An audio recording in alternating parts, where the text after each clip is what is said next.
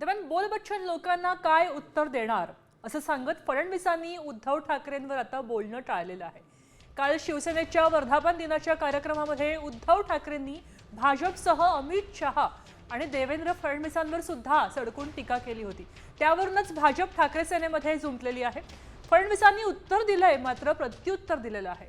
बोल बच्चनगिरी जे करतायत त्यांना आता काय बोलणार असंही म्हटलंय।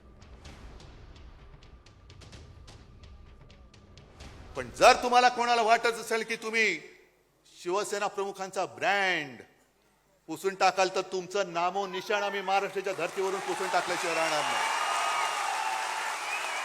नामो निशाण पुसून टाकू आम्ही भाजपच्या या महाराष्ट्रातून। देशाला गृहमंत्र्याची गरज आहे, घरफोडे अमित शहाची नाही।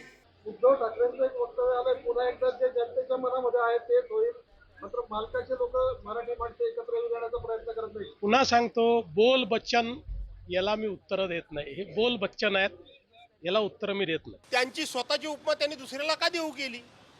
खरं तर ही त्यांच्याकरता योग्य उपमा आहे, ही देवेंद्र फडणवीसांकरता उत्तम उपमा आहे, ती दुसऱ्याला देण्याचं काही कारण नाही। बोल बच्चनगिरी करण्यामध्ये देवेंद्र फडणवीसांचा कोणी हात धरू शकत नाही, हे उभ्या महाराष्ट्राला माहिती आहे।